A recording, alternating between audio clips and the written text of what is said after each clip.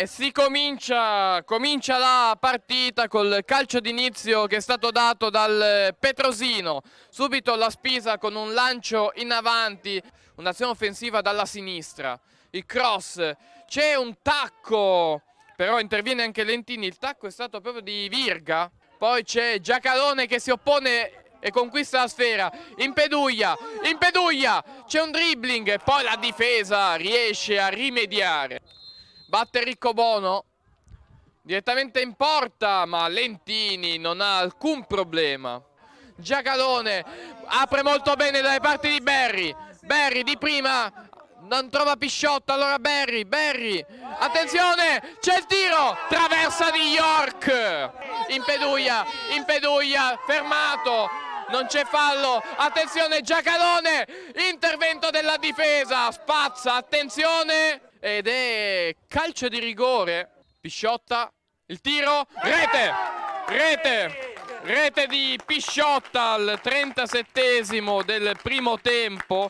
Petrosino 1, Carini 0, Pisciotta sul rigore. C'è ancora Caruso, il cross, vediamo, prende un colpo nel viso, attenzione, calcio di rigore.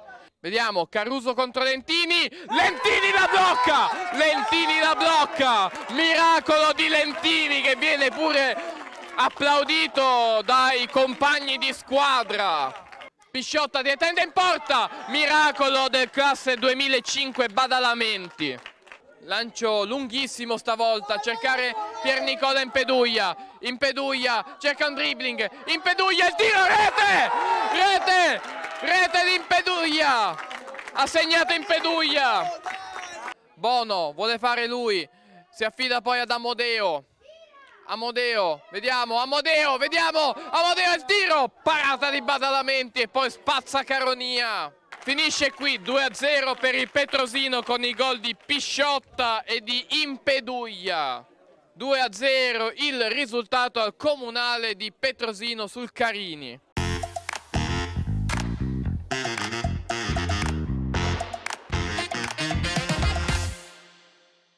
Diciamo che nelle settimane